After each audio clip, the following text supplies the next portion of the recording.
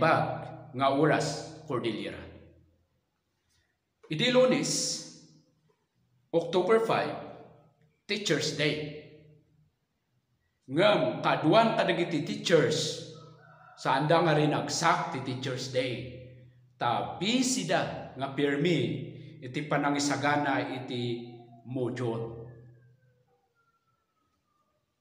Ngam kada kayo amin nga teachers, to all teachers, sa lahat ng mga guro, kami po ay sumusuporta sa inyo. Kami po ay nagpapasalamat sa inyo. At kami ay sumasaludo sa inyo. Kayo ang aming katuwang para sa edukasyon ng aming mga anak.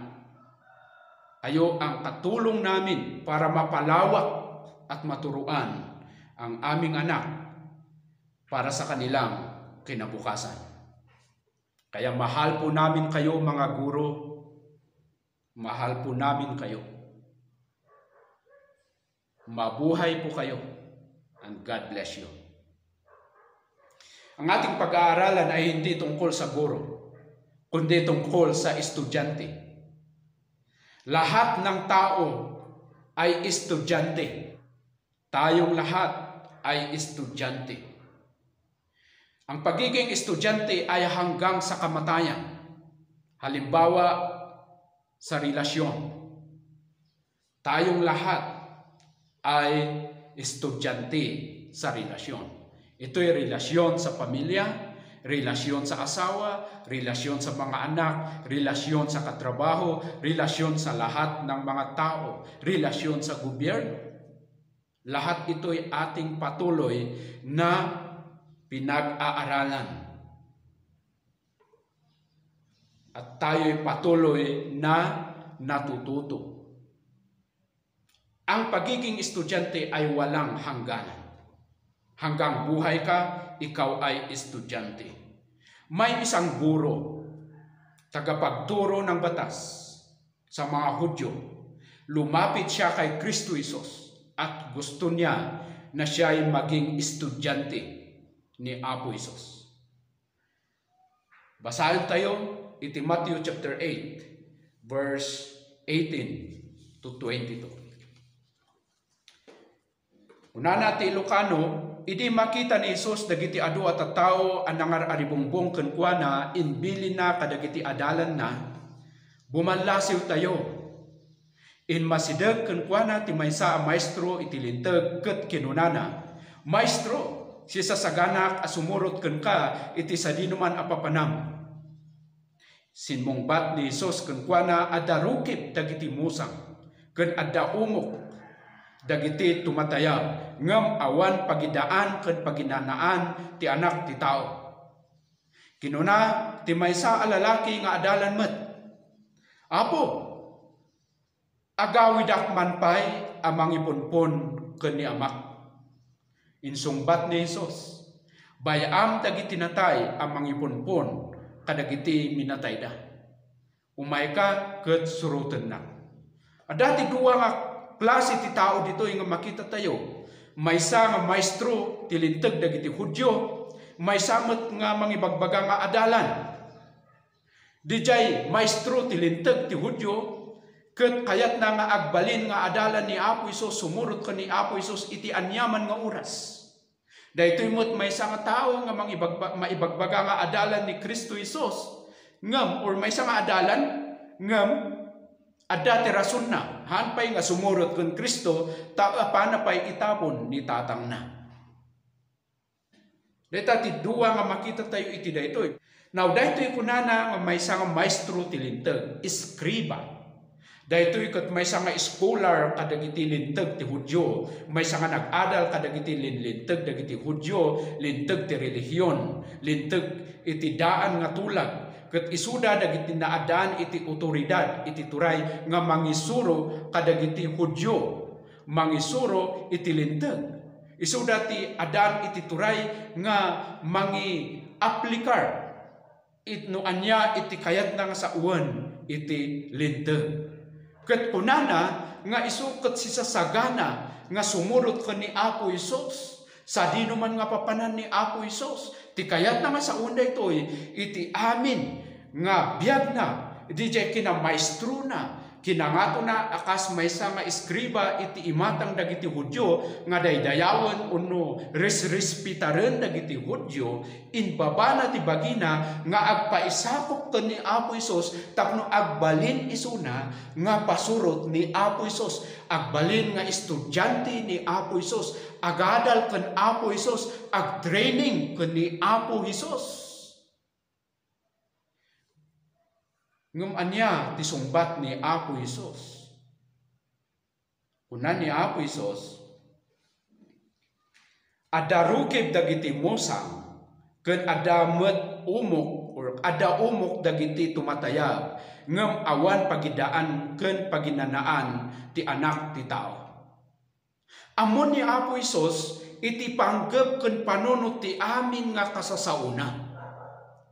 Daytoy nga manursuro ti linteg, may nga iskriba amon ni Apo Isos no anya ti linaon ti puso na.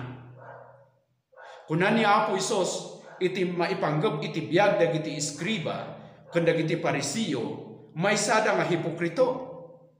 In surat inbaga ni Apo Isos iti Matthew chapter 23 verse 27, asi kayo pay da kayo mamaestro iti linteg ti iskriba. Dakay a Farisiyo agin sisingpet kayo.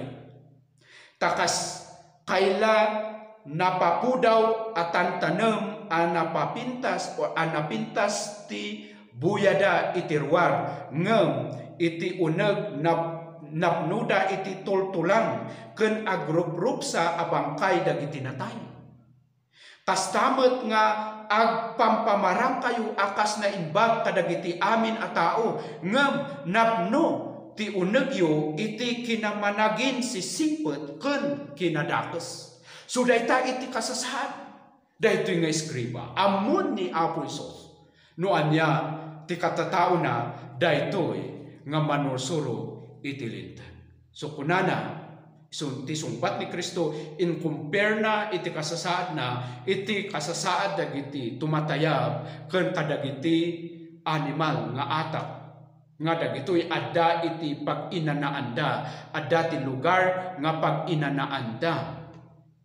Ngem ti anak ti tao nga ni Apo Isos no kunana nga anak ti tao may sada itoy nga titulo ni Hesukristo nga Misaya.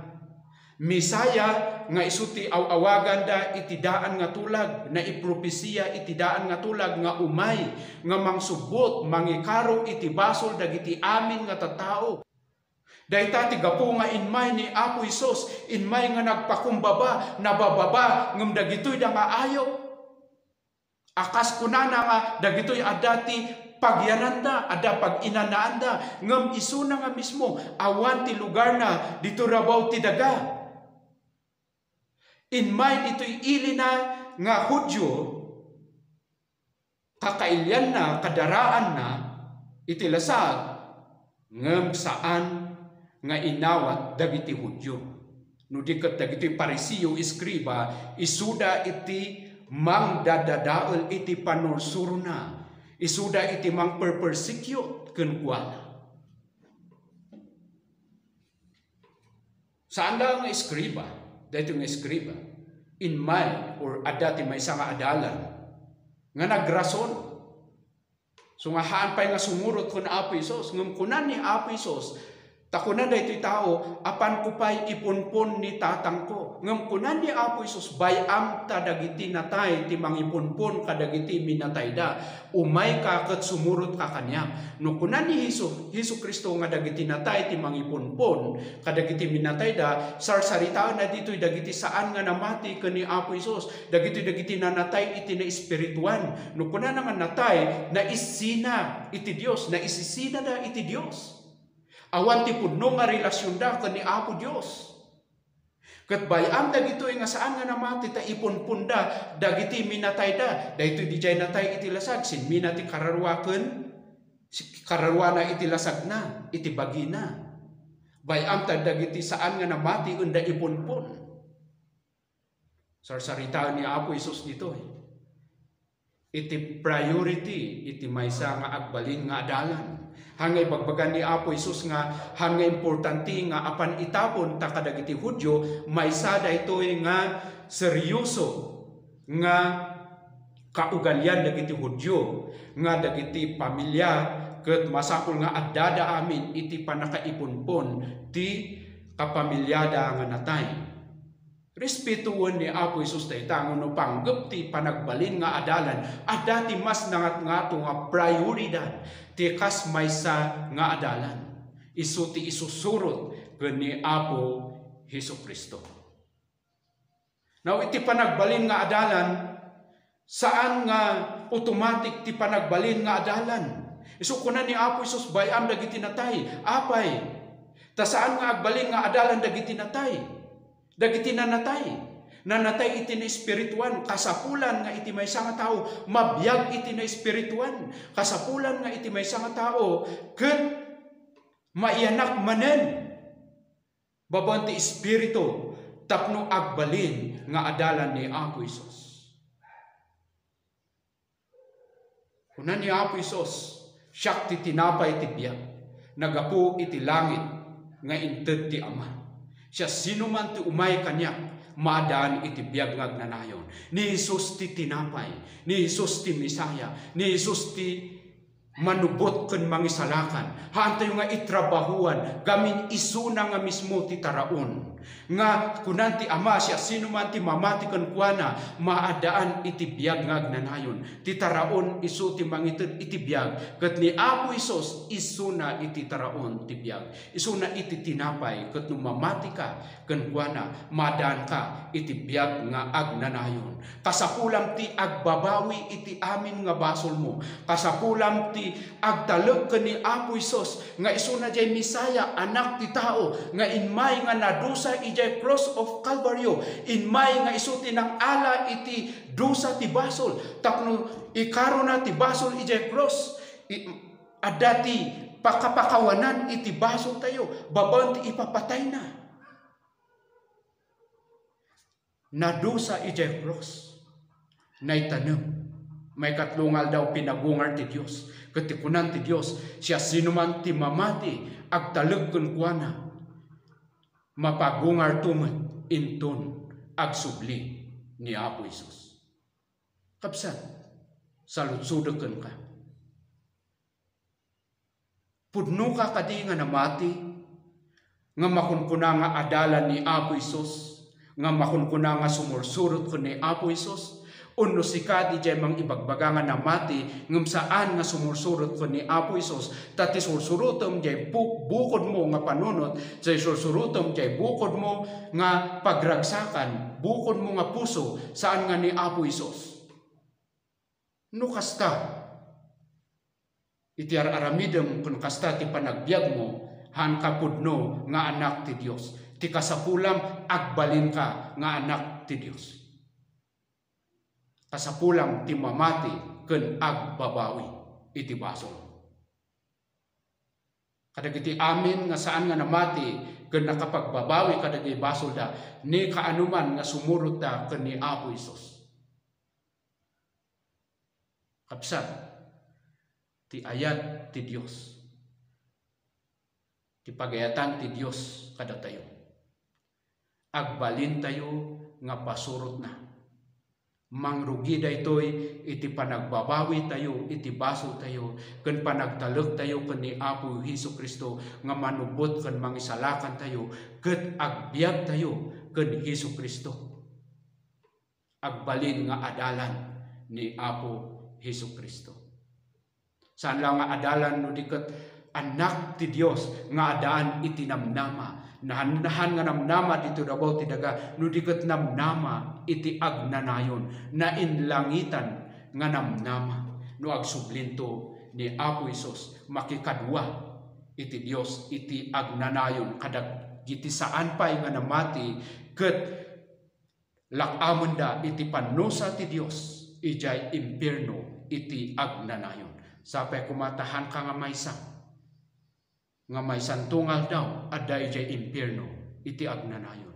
Sapay kumatamay saka, nga mamati kani Apo Isus. Kadagiti kapamilya tayo, gagayem tayo, katrabahuan tayo. Ibingay tayo ni Apo Isu Kristo, nga isu ti anak ti tao, misaya nga inmay nga natay kaputi basol tayo, pinagungar ti Dios may katlungal daw.